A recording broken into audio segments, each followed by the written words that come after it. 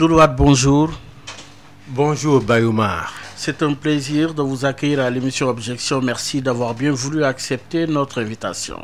Je vous remercie Bayoumar et je remercie tous les auditeurs de Sud FM 98.5 Dakar pour participer à cette émission qui pour moi est la première émission pour aborder les élections locales du 23 janvier 2025.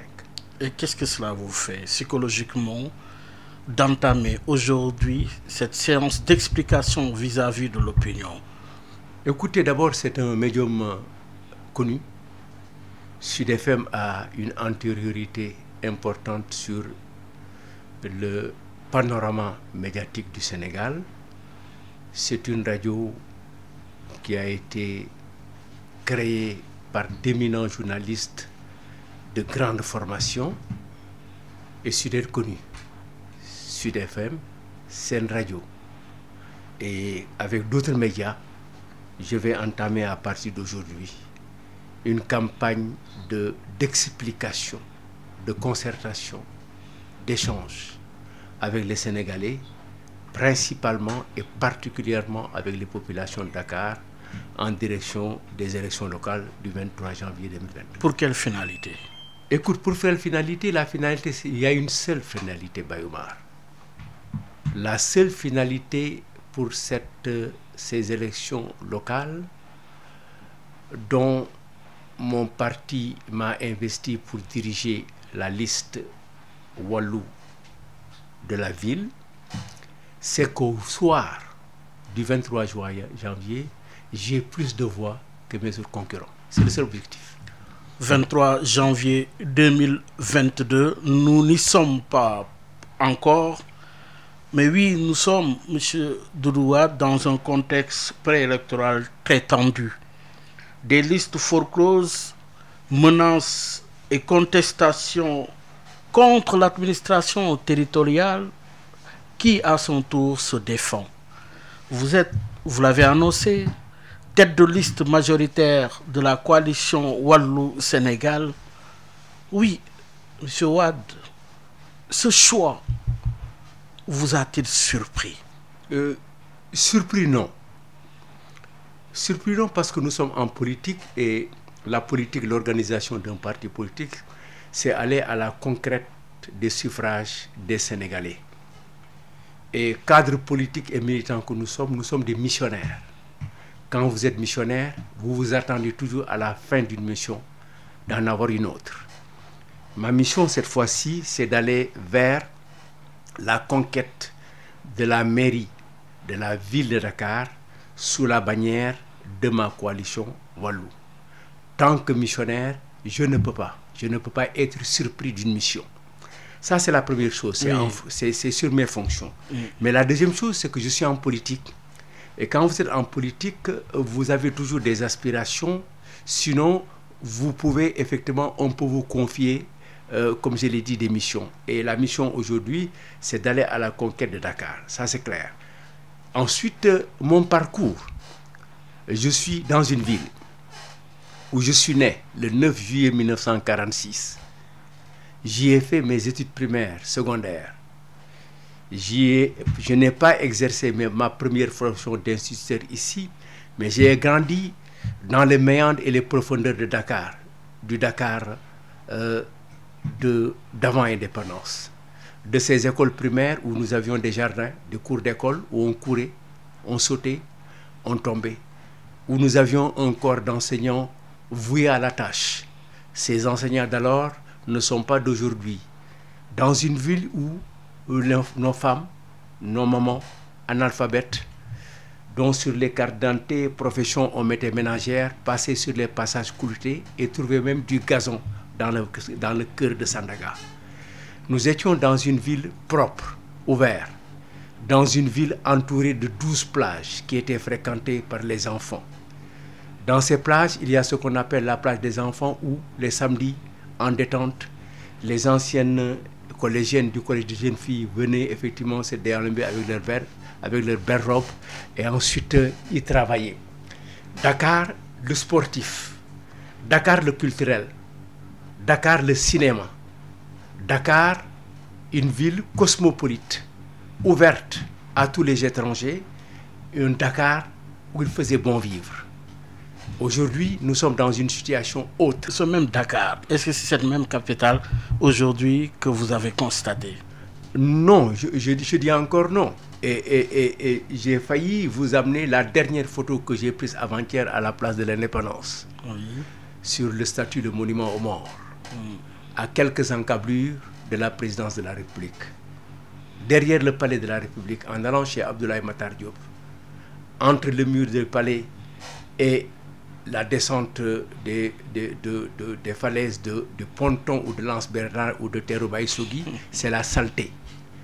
C'est une décharge de poubelle. Donc le Dakar d'aujourd'hui a une importance telle qu'il nous faut la relooker. Et donc je suis satisfait que mon parti m'ait désigné pour aller vers ces élections. Pour rappeler à nos auditeurs que nous ne sommes pas encore en campagne électorale, mais il est quand même bon de situer les enjeux avant d'en arriver justement à cette compétition lors de la campagne électorale. Doudou Wade, oui. Vous dites aussi que vous n'avez pas été surpris. Mais au départ, il y avait des négociations, il y avait des discussions à l'intérieur de la coalition Wallu avec d'autres partis. Finalement, beaucoup ont quitté cette coalition. Comment expliquez-vous le départ de quelqu'un comme Pape Diop, par exemple? C'est un exemple parmi d'autres. Oui, c'est un exemple parmi d'autres et je ne voudrais pas m'appesantir, mais j'y reviens tout de suite. Oui. C'est-à-dire qu'aujourd'hui, avant qu'il y ait un choix de Wallu, sachez que nous sommes dans une coalition. C'est ça. Dans cette coalition, il y a d'autres coalitions et d'autres mouvements politiques. C'est-à-dire que c'est une coalition de coalitions. Ben, moi, il ne faut pas se faire.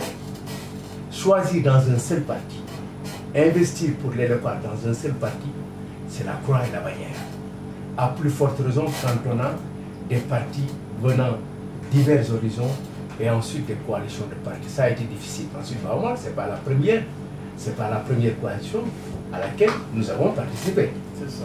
Nous avons été dans une première coalition que les gens ont démarché, principalement le maire Khalifa Ababacar Sall, depuis novembre ou décembre 2020. Pendant 9 mois. Vous avez discuté pendant 9 mois. Pendant 9 mois, en tout cas, il y avait des préalables pour qu'on puisse s'entendre à 4. Tahaou Dakar, le PDS, le PUR et PASTEF. En définitive, c'est au mois de juillet seulement, après 9 mois, où le PDS était même décidé à quitter parce qu'il n'y avait rien de concret, en l'absence de Khalifa, que Sonko a pu faire en sorte, au moins, que les deux partis se rencontrent. Mais pendant 9 mois, il n'y avait pas eu de rencontre de partis. Pendant 9 mois. Nous nous sommes rencontrés avec Sonko et nous avons commencé à déblayer le terrain. Et à partir de ce moment, nous avons pu faire un travail. Ensuite, Khalifa est venu nous rejoindre parce qu'il était en dehors de Dakar. Et en dernier ressort, le coup est arrivé. Nous avons pu régler un certain nombre de problèmes. Les choix, les couleurs, le nom de la coalition qui était prévu, en tout cas, qui a été annoncé et proposé, la coalition SEMPI. Mais en définitive, on ne s'est pas entendu parce que les préalables qui devaient être faits n'ont pas été respectés. C'est-à-dire, il y en a beaucoup, je ne peux pas les citer. Oui. Quand vous vous rencontrez à 4 dans une organisation et que vous venez d'horizons divers et que même vous étiez des adversaires politiques parce qu'il y a eu des échanges entre nous dans le passé, entre partis politiques, nous avions une adversité avec Khalifa Sall dans le passé, avec Sonko à ses débuts. Mais vous savez, quand le Sénégal appelle, il faut répondre. Mais quand les préalables n'ont pas été respectés, nous avons quitté gentiment la coalition Yewwi qui est née après 4 jours. Le lundi, nous l'avons quitté, le jeudi ou le mercredi, cette coalition a été créée. Mais vous avez constaté qu'il y a eu plus de dégâts dans la coalition Yewwi Askan Wi que dans la coalition Wallu. Dans la coalition Wallu, Pape Diop a quitté la coalition. Je ne peux pas vous dire les raisons. Ce que je peux vous dire, que Pape Diop a été à l'initiative également de cette coalition. Avec Pape Diop, nous avons eu des relations séculaires, si vous voulez, ou demi-séculaires. Nous avons appartenu au même parti. où il a été président de l'Assemblée et président du Sénat. Nous nous sommes séparés en 2012 dans les conditions... Et même maire de Dakar. Oui, oui, et même des maires de Dakar, où moi j'ai été son adjoint à la mairie de Dakar. Ensuite, nous nous sommes séparés en 2012 dans les conditions que vous avez, que lui-même avait définies comme les primaires pour diriger les partis. Nous avons eu les meilleurs résultats. Il nous a rejoints en 2017, lors des élections législatives. Il a eu aussi plus de parlementaires et plus de responsabilités avec nous.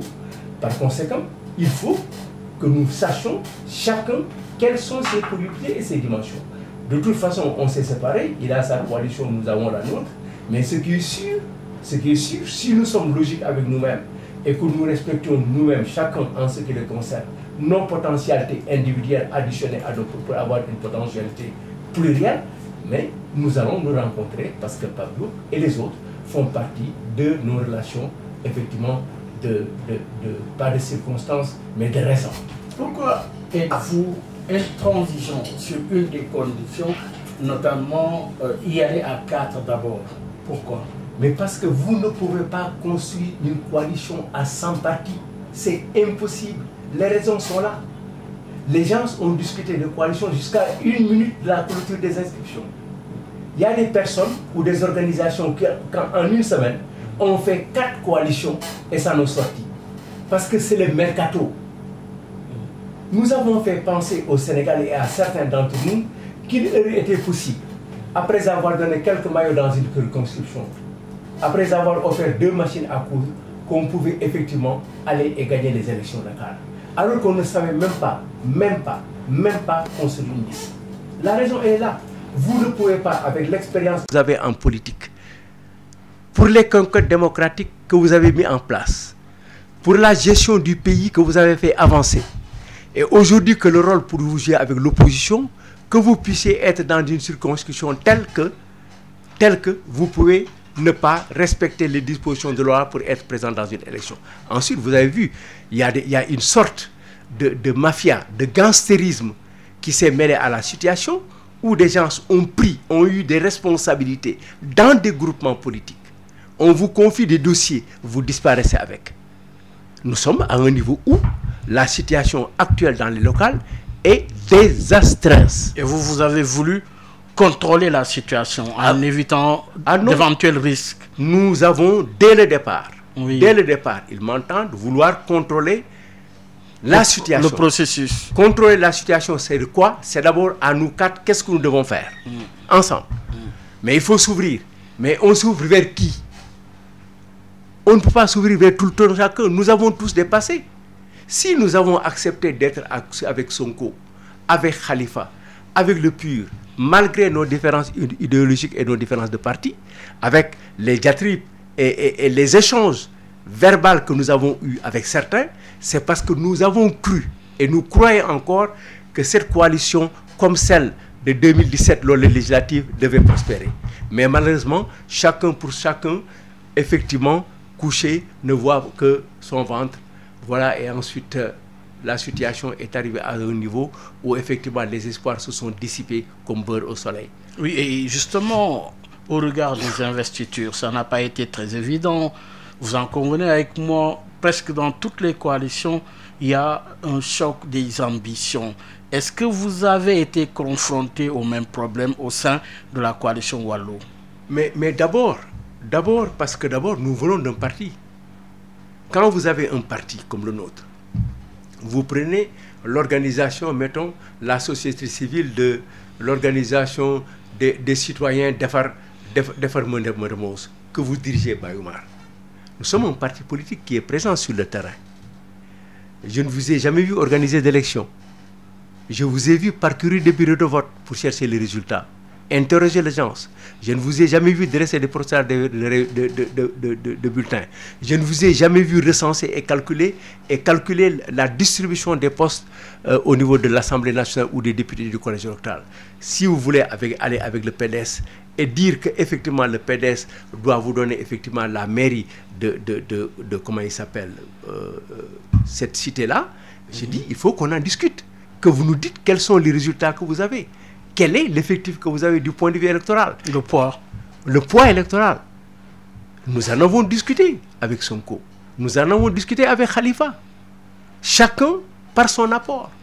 Nous avons fait les législatives ensemble avec Sonko, le PUR et Khalifa. Oui, mais tous ces partis, que ce soit Sonko, que ce soit le PUR, que ce soit Khalifa Sall, quand même, c'est pas des nains politiques. Non, je ne l'ai pas dit. J'ai dit, nous sommes allés ensemble à des élections législatives. Oui. Vous êtes d'accord? Oui. Nous avons été les premiers entre nous quatre. Dites-moi oui. Laquelle, les dernières élections? Législatives, oui. Nous sommes allés au local. Nous en avons cité avec une centaine de collectivités. Sonko n'était pas là. Nous en avons eu plus que Khalifa. Nous avons été premiers parce que nous avons eu 104 localités que nous avions gagnées. Khalifa en a gagné 17 ou 16 à Dakar. Nous sommes d'accord. Sonko n'ayant pas participé aux législatives, il est allé à l'Assemblée nationale avec le plus fort reste. Ensuite, il est allé au présidentiel, il est troisième. Donc nous avons 3 méthodes de comprendre la dimension de chacun pour pouvoir nous entendre. Le PUR, au moins, on a compris il était bien arrivé aux législatives dernières, en excellente position avec 5 ou 6 députés, c'est important. Par conséquent, conjuguer ces efforts, c'est nécessairement regarder chacun d'entre nous où il était et qu'est-ce qu'il représente. À part de ce moment, il fallait la générosité des uns et des autres pour avoir une bonne composition. Mais malheureusement, et au final? Au final, c'est cassé. Donc, on met ça de côté. Oui. Pape Diop, il a créé, nous y sommes allés. On nous y a invités. La première réunion à laquelle nous avons assisté, quand nous sommes venus, nous avions trouvé Malick Gakou. Nous avons trouvé Bougane Gueye et les autres. Et nous étions à 2 jours de Yewwi. Nous avons quitté totalement l'autre.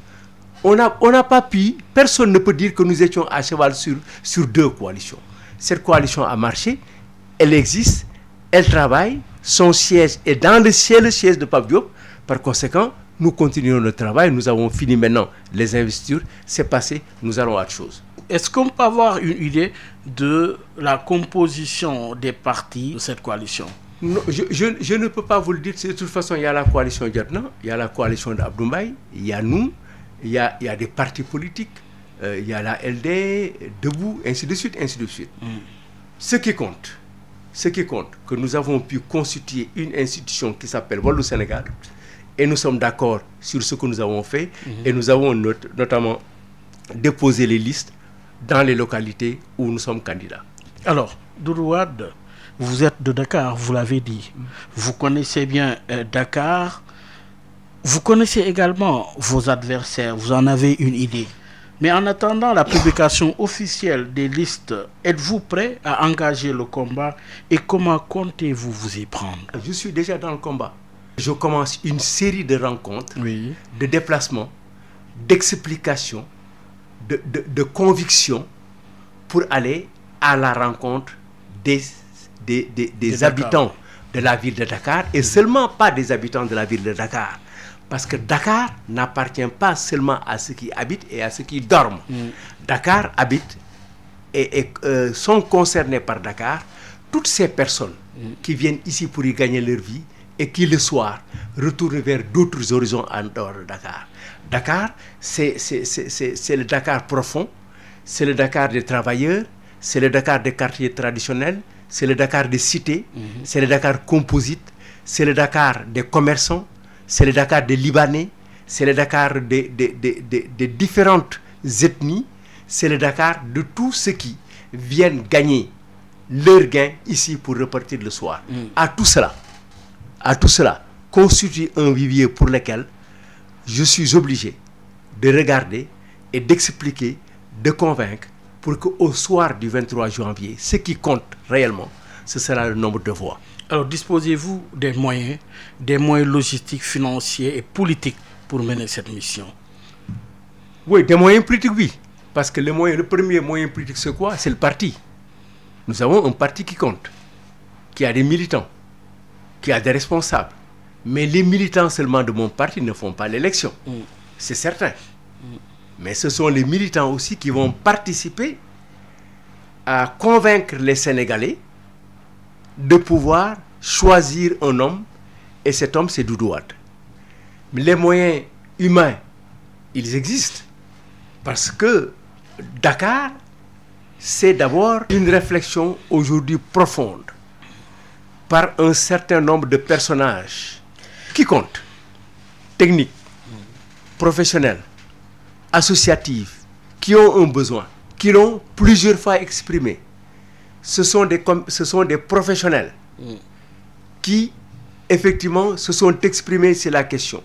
C'est une cohabitation entre tous ces professionnels et les citadins qu'il faut régler. Et tout cela, il faut nécessairement un capital humain qui n'est peut-être pas dans le parti et qui n'est pas seulement dans les organisations politiques, mais qui ont leur voix. Et à cela encore, il faut aller vers eux. Oui, alors, nous en venons justement au dépôt des listes. Pour l'heure, beaucoup de ces listes-là sont déclarées forcloses. Qu'en est-il de Wallu-Sénégal? Nous avons eu effectivement quelques cas. Nous avons des cas où nous avions été en retard. Nous avions eu des endroits où nous avions été en retard de la faute de nos partenaires ou de la faute aussi de nos responsables. Nous avons eu des endroits où on a des problèmes aujourd'hui dans des circonscriptions où c'est l'adversaire. C'est l'adversaire qui est là et qui tente d'annuler des investis. Ah oui? Oui. Par exemple, nous avons dans une circonscription, c'est le maire de la commune qui est candidat, qui vient dire au préfet que la tête de liste de Wallu-Sénégal a déjà reçu de l'argent de la mairie, c'est-à-dire de l'argent de lui. Quel est le problème? Oui, mais parce que pour lui, les conseillers municipaux ne peuvent pas bénéficier de l'argent de la mairie en aide de secours. C'est ça la question. Mais ce qu'il oublie, si c'est interdit, c'est lui qui l'a fait. C'est-à-dire que très bientôt, c'est le retour du bâton. Oui. Et ensuite, il y a d'autres problèmes pour lesquels nous serons obligés de les soulever au cas sur cette question-là. D'abord, est-ce vrai? Oui. Deuxièmement, quelles sont les conditions pour lesquelles ça a été fait? Quelles sont les preuves qui sont justifiées? Quels sont les documents? Parce que tout paiement, dans une communauté, dans une commune, dans une collectivité territoriale, doit partir par un mandat adressé aux percepteurs qui payent. C'est clair. C'est clair. Maintenant, vous savez mieux que moi que dans les communes, il y a eu une manière de payer les secours, de payer un certain nombre de factures, de participer à un certain nombre de fêtes d'une manière qui n'est pas orthodoxe Oui. et qui n'obéit pas à la comptabilité publique, notamment à la comptabilité financière des collectivités territoriales. Ça, nous verrons. Maintenant, pour le reste, c'est parfois des rivalités entre personnes de même parti. Oui. Et nous avons, mais au finish, et dans une très très grande proportion, nous avons fait des investitures qui sont bonnes et les listes ont été déposées à temps. Oui, mais il y a beaucoup de contestations. Vous en avez donné quelques-unes vous concernant au niveau de Wallu-Sénégal. Mais alors, avec le recul, comment appréciez-vous l'attitude de l'administration territoriale concernant justement ce processus de dépôt des listes? Ouais, tu sais, Bayoumar, je ne peux pas juger l'attitude de l'administration dans cette situation parce que je n'ai pas les tenants et les aboutissants. En tout cas, j'ai dit, nous avons, pour le cas nous concerne, les avocats sont commis et les documents qui sont posés sur la table du préfet doivent revenir à notre avocat pour nous permettre d'ici lundi de nous adresser à la cour d'appel sur cette question. Mais il faut que nous reconnaissions, Bayoumar, que dans cette élection locale, il y a eu trop d'amateurisme. Parce que la présence d'amateurs dans le processus électoral est assez importante. De quel côté? Mais dans les partis politiques. Comment voulez-vous, dans une circonscription telle que Dakar, que vous avez des organisations d'une coalition qui a débuté à discuter à une semaine à une semaine du dépôt de liste. Quand vous avez des personnes, des organisations qui, depuis 1 an, ont déjà dit qu'ils allaient participer à ces élections locales, qui, à 5 jours, en 1 semaine, n'étaient pas prêts, mais ensuite sont rentrés dans 3 ou 4 coalitions de « qu'est-ce que tu me donnes ?» Vous me donnez la proportionnelle, je ne vous la donne pas, vous partez, vous changez. Cela veut dire que ces organisations, il faut que nous reconnaissions aujourd'hui qu'ils n'ont pas encore la capacité de pouvoir gérer les investitures au niveau d'une commune à porte-raison de toute une région, de tout un département, sinon de toute la nation. Les échecs sont là, pas tant. Et les Sénégalais avaient un bon espoir à une participation diverse et massive, mais vous vous rendez compte aujourd'hui, Bayoumar, aux résultats que vous avez à Thiès, à Saint-Louis, à Dakar, pour des gens qui se prenaient pour des ténors politiques, qui n'ont pas pu, pour leur propre turpitude, n'ont pas pu, même, certains sont même des parlementaires, ont été candidats maires, ont failli être maires, mais ne savent même pas prendre des dispositifs dans l'usine sur la parité. Mais c'est extrêmement grave. Mais parce qu'il y a quand même des listes folkloses au niveau de Kédougou avec un ancien ministre, un député de surcroît. Mais je dis, voilà ce qui est grave. Je le dis de manière sereine. C'est-à-dire les gens, ce qui les intéresse, ce n'est pas tout le processus et la compréhension des textes qui vous régissent pour aller vers ça, c'est parce qu'effectivement, ils n'ont pas ces aptitudes. Alors, comment expliquez-vous finalement ces signaux qui apparaissent, ces contestations, cette tension préélectorale? Est-ce que cela donne un signal de ce que sera justement la campagne électorale? Je ne peux pas, de mon point de vue, dire que nous serons dans une campagne calme. Je ne le crois pas. Pourquoi? Parce que effectivement, le parti qui dirige ce pays est un parti violent. Ah oui? Oui. Bayoumar, dans l'histoire du Sénégal, vous allez me parler des calots bleus.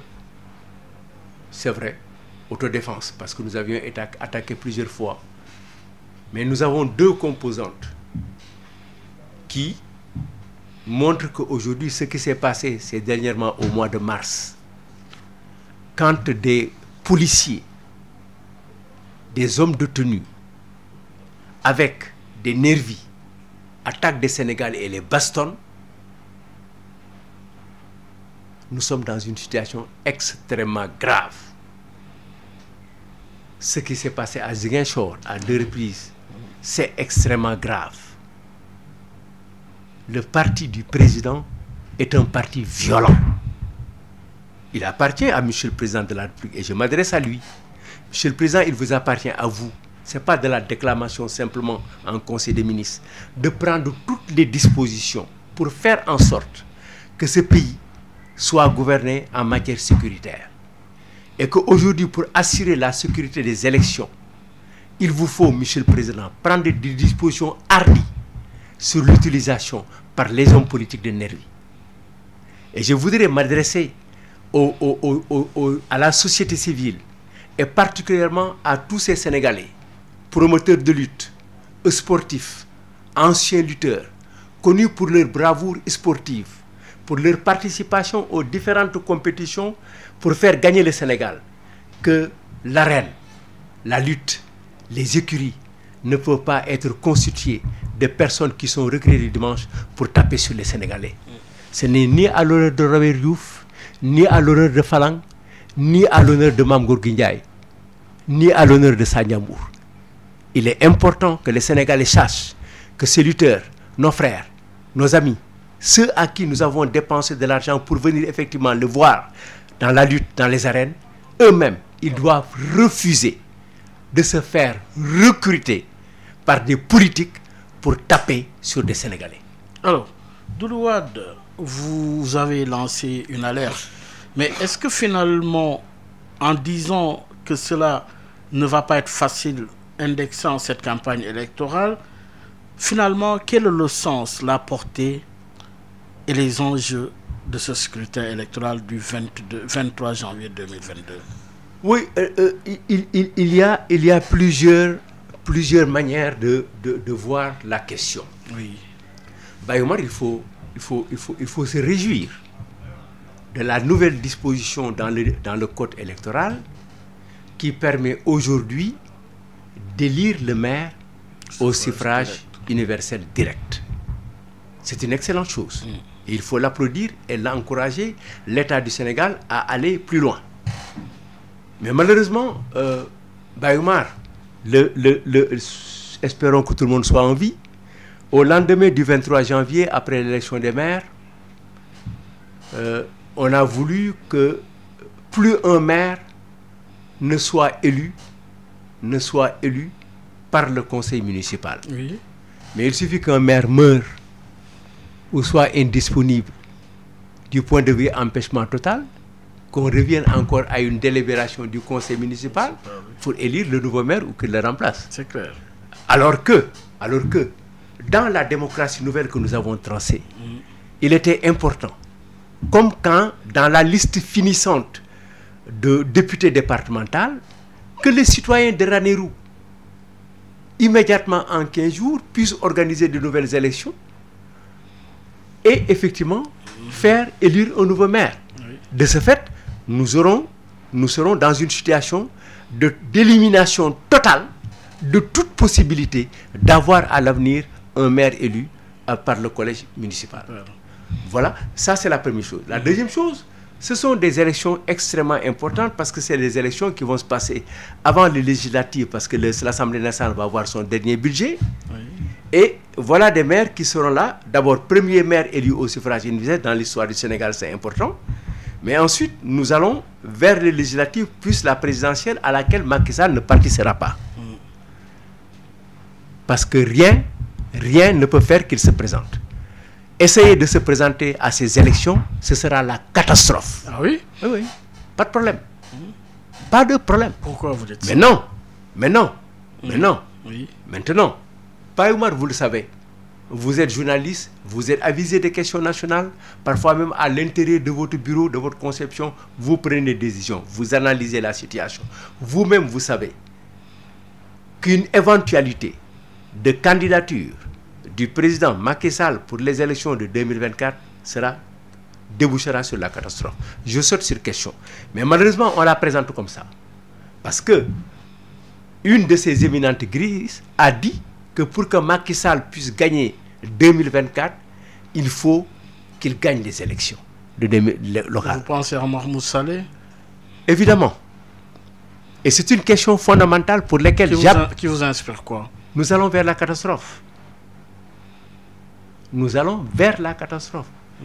Je ne comprends pas que dans la situation actuelle du Sénégal, avec tout ce que le pays a accepté et a fait au niveau démocratique pour que nous en soyons là avec ces élections locales, qu'on puisse nous faire des débouchés pour nous proposer à la place et directement par une embouchure l'élection du président de la République pour un troisième mandat.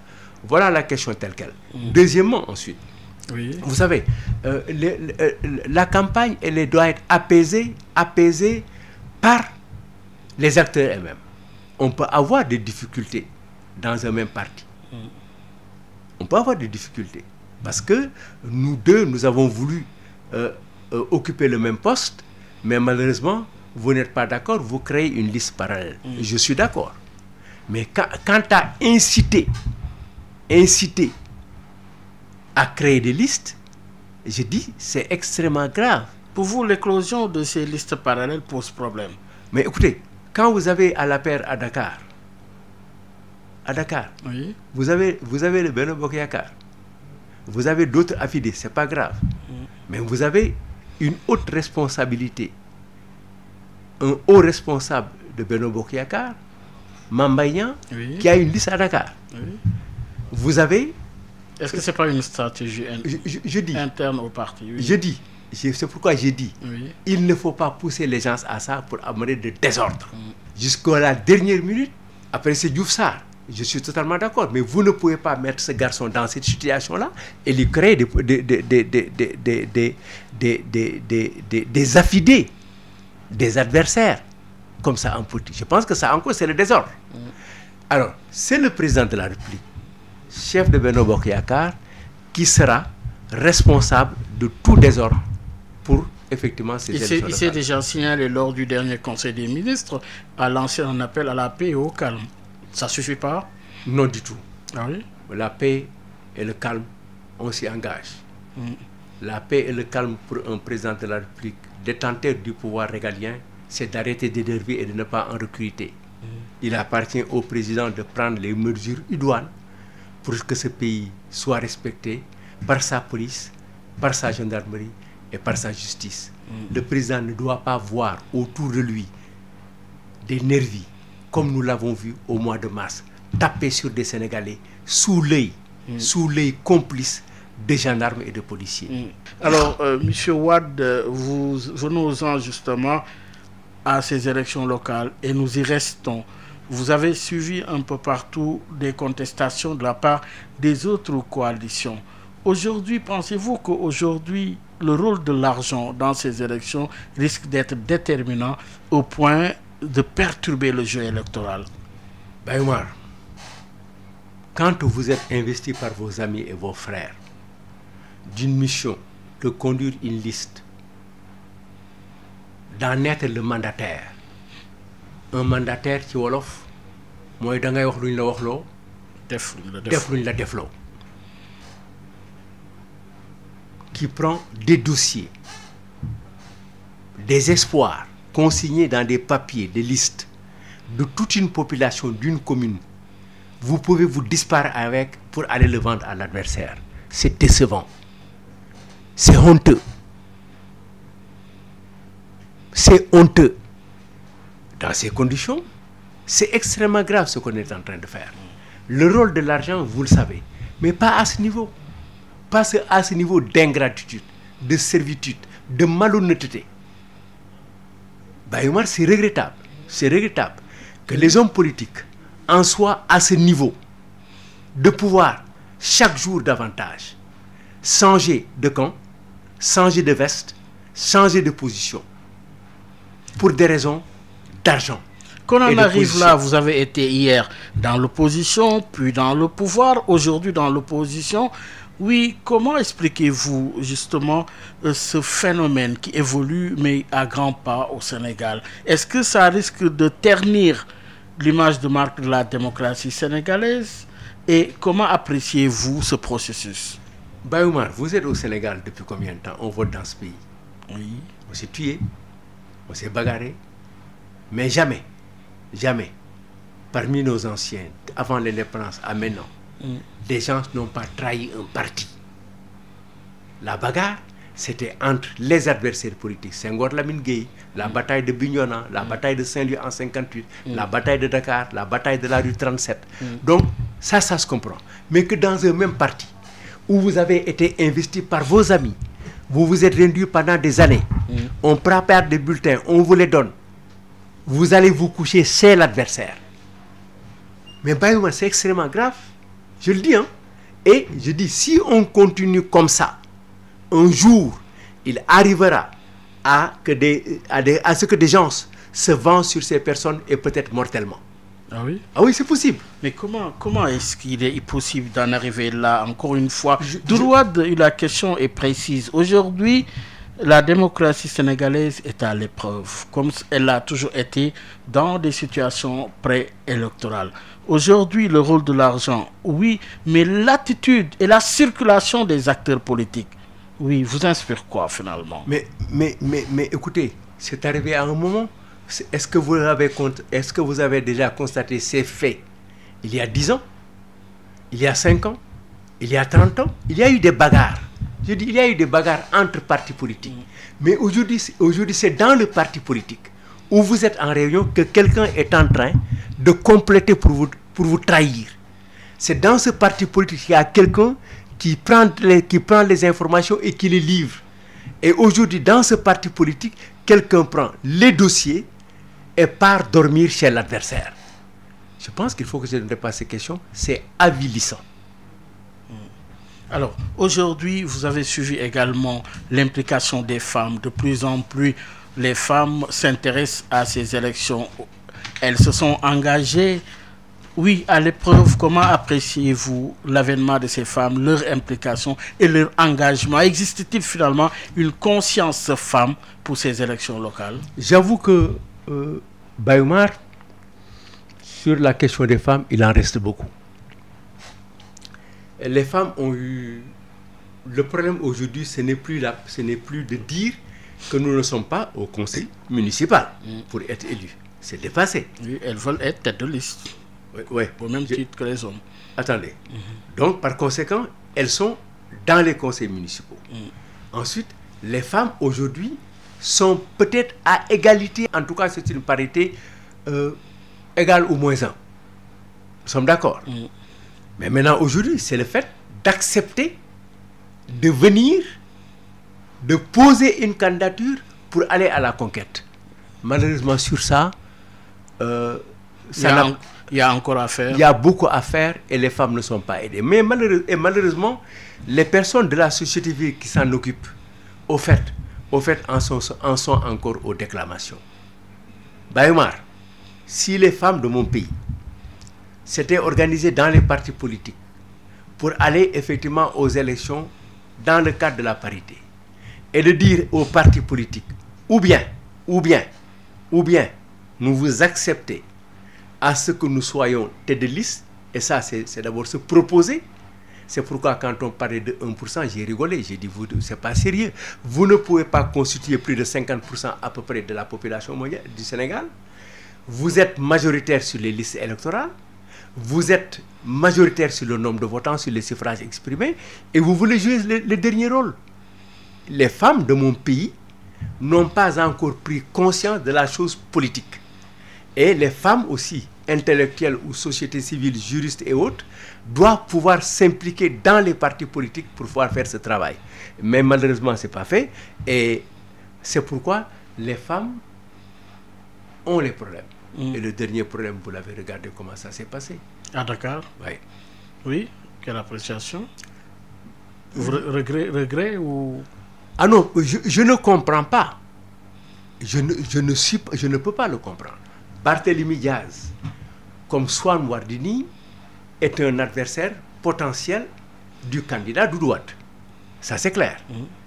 Mais on ne peut pas, dans une organisation telle Taxawu Sénégal, pour l'importance de ces deux personnalités, attendre la dernière seconde pour pouvoir arbitrer cette question. Pour trancher. Cette question est soulevée depuis plus de 6 mois.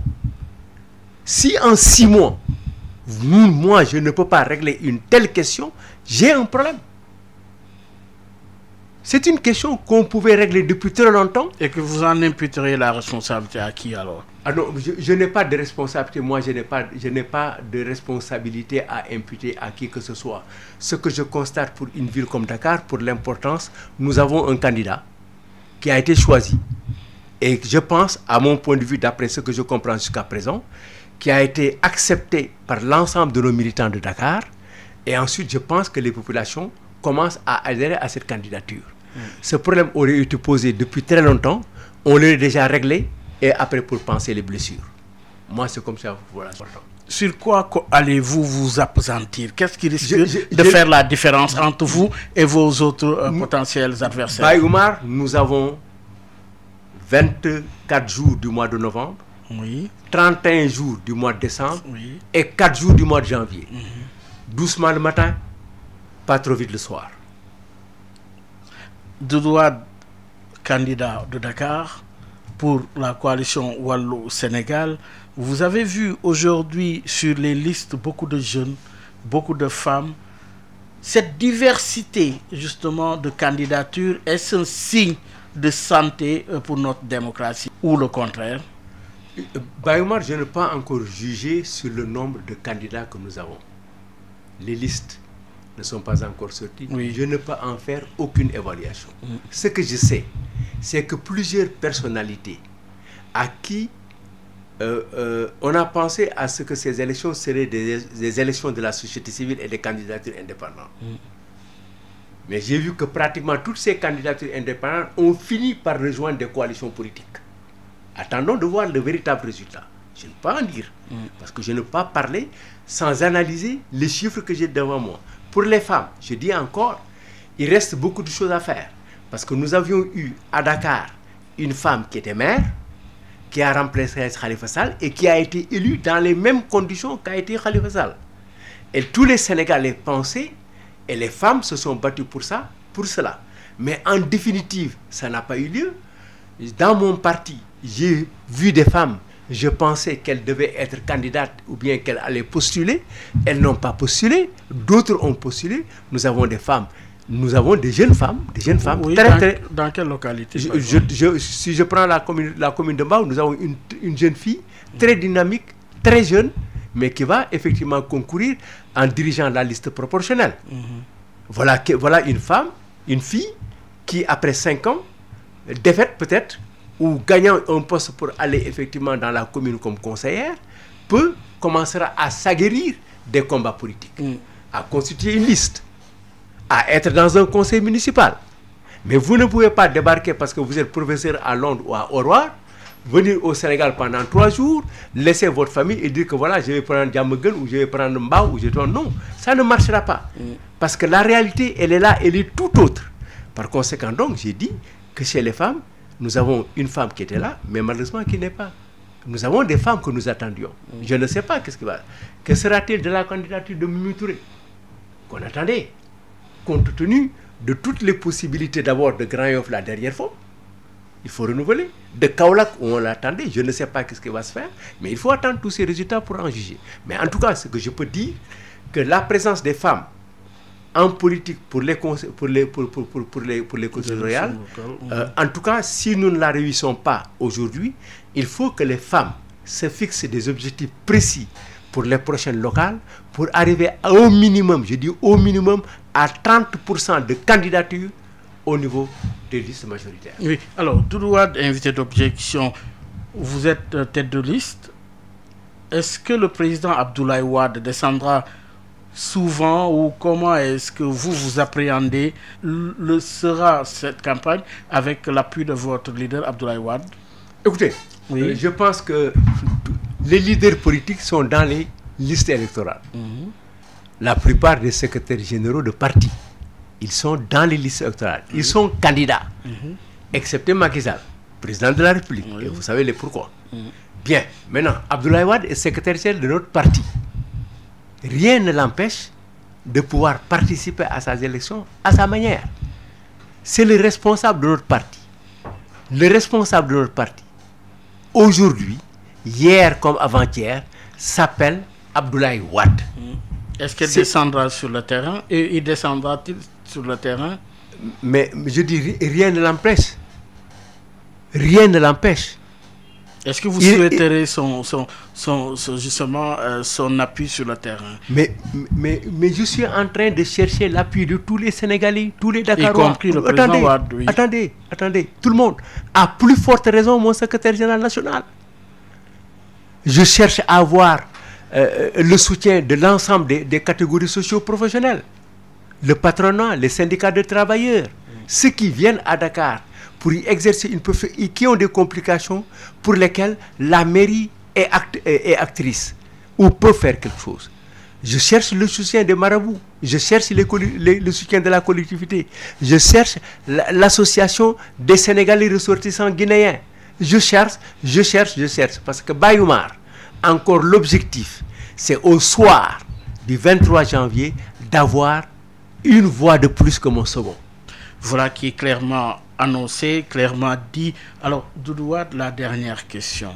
Aujourd'hui, vous partez en campagne électorale. Comment regardez-vous Dakar?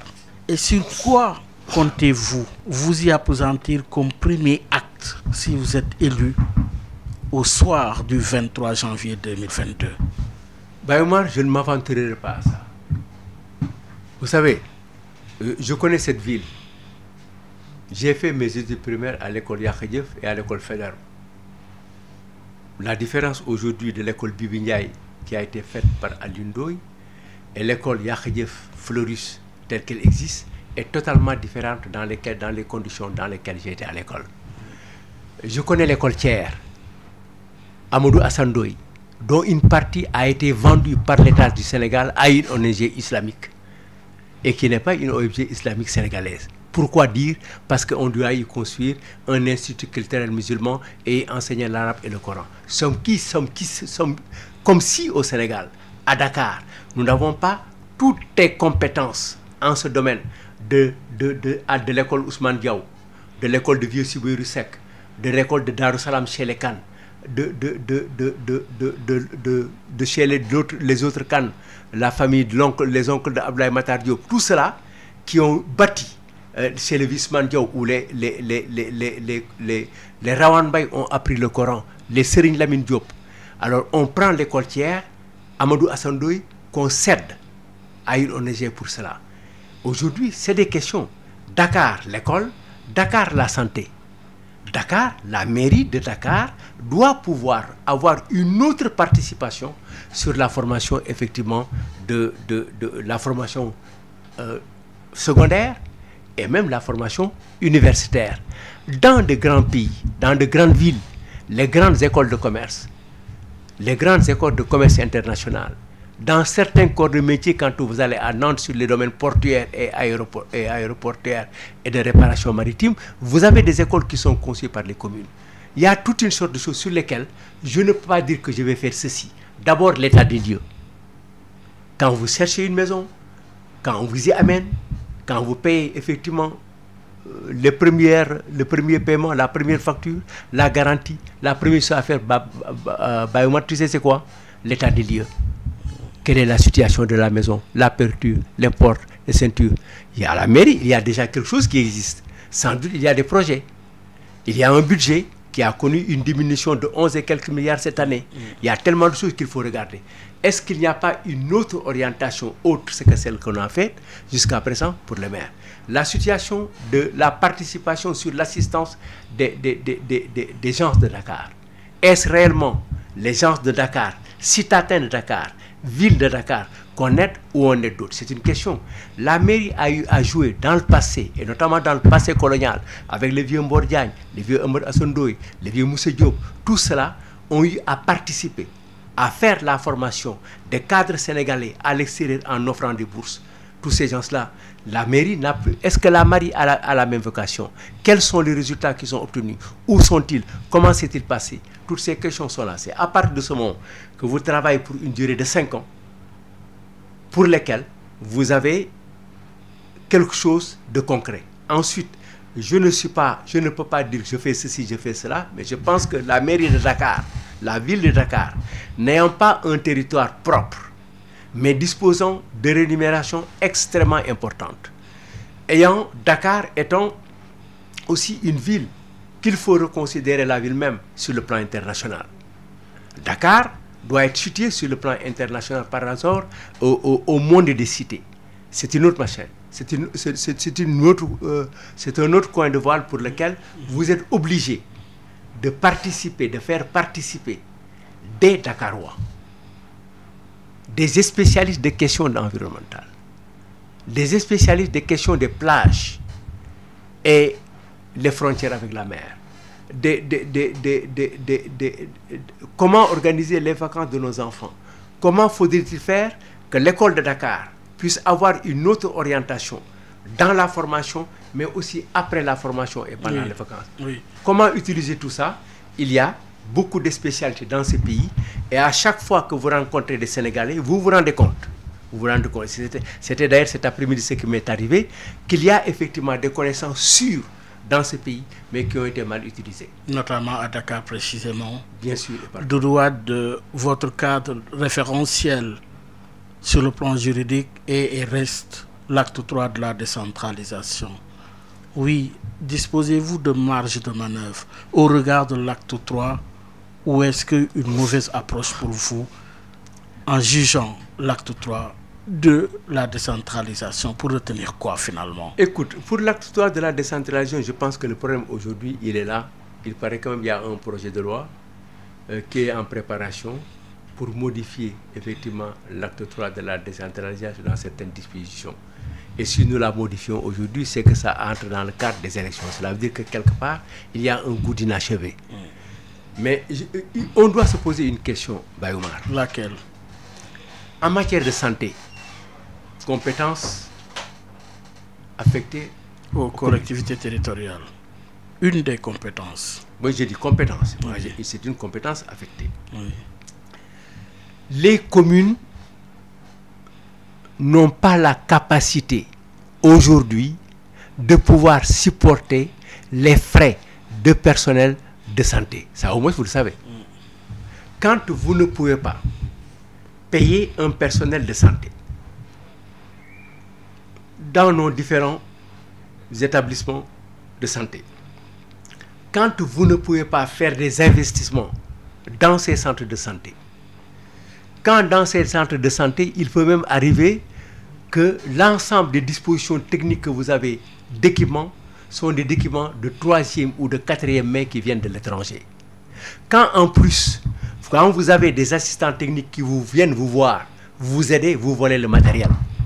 Mais Bayoumar, il faut reconsidérer ce transfert de compétences. Mais ça, pour le faire, ce n'est pas nous, c'est l'État. Mais les maires, en principe, la plupart des maires sont en même temps députés. Il y en a des maires députés.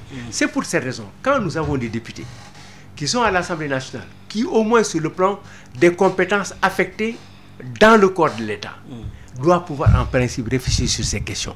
Je pense qu'aujourd'hui, le problème du transfert de compétences de la santé aux communes doit être revu. Ou bien le retourner totalement à la ville, ou bien faire en sorte de le retourner à l'État. Et le retourner à l'État pose une question. C'est que l'État n'arrive pas, ou difficilement, à terminer, d'abord à commencer, et même à terminer les investissements en matière hospitalière. Le cas de Dalal Jammeh ça a été transféré complètement, transformé par rapport à l'idée que nous en avions. Ensuite, des questions de gestion financière, il y en a eu. La question ne sera pas posée aujourd'hui, mais même de l'argent disparu. Ah oui? Ah oui, oui. Oui. Mais ça, ce n'est pas la question aujourd'hui. Mais aujourd'hui, il y a une nécessité de revoir qu'est-ce qu'il faut faire dans la santé. Nous avions été jeunes à l'école Faidherbe, nous quittions l'école Faidherbe pour faire 100 pas pour l'entrée à la dispensaire numéro 1 et tous les mercredis, nous étions soignés en un quart d'heure à la récréation pour retourner à l'école. Aujourd'hui, vous avez des problèmes, par conséquent, ces problèmes demeurent. Mais il faut nécessairement les voir. Nous avons dans notre équipe des gens avisés dans l'équipe municipale que nous allons construire avec nous. Mais cette équipe municipale ne suffira pas. Il faudrait dans toutes les compétences en matière de ville pour avoir une ville moderne, participative, ouverte, rayonnante, propre. Une ville où il fait bon vivre, bon travailler, ou une ville où on peut se reposer, ou une ville où on peut tenter d'être écrit ou de peindre. Une ville où, dans les jardins, nous avons des artistes qui font des choses extraordinaires, de la poterie, du jardinage. Une ville où quelqu'un peut être là, dans un coin, regarder le bord de la mer, réfléchir et rendre quelque chose d'accès à ça, Dakar. Le Dakar que nous attendons. Oui, le Dakar que vous attendez, il est candidat tête de liste majoritaire pour la coalition Wallou-Sénégal. Merci beaucoup, M. Doudou Wade. C'est moi, Bayoumar, qui vous remercie. Et je voudrais en profiter, Bayoumar, pour dire un mot aux Sénégalais et les remercier de l'approche qu'ils ont eue de ma candidature et de leur faire comprendre que ma candidature a été initiée par un parti, accepté par une coalition et destinée aux citoyens de Dakar. Les citoyens de Dakar, c'est avec eux, avec vous, que je vais discuter de nos problèmes. Ce ne seront pas des problèmes politiques. Ce seront des problèmes de citoyenneté, de ville, de citoyens modernes de la ville. Et je viendrai vers vous, je vous rencontrerai partout. Et ce n'est pas simplement au niveau de la campagne, je l'ai commencé depuis hier. Et je voudrais en profiter tout de suite pour remercier Bayoumar. Et c'est là où on regrette beaucoup de choses dans notre pays. J'ai assisté à la séance de dédicace d'un livre qui s'appelle L'itinéraire tumultueux et enrichissant d'un agrome africain. Le doyen Amadou Ndaw d'Ibou Tanda. Et dans cette rencontre d'aujourd'hui, avec cet effectif d'ingénieurs, de cadres de haut niveau, retraités, M. Ndao est né en 1932, homme de naissance, homme de culture, parcours politique, parcours professionnel. Et quand je l'ai entendu tout à l'heure, avec un cri de détresse, parmi les échecs, il parle de la mauvaise utilisation de lac de Bière. Des questions qui ont été soulevées par lui et d'autres collègues, ça fait longtemps.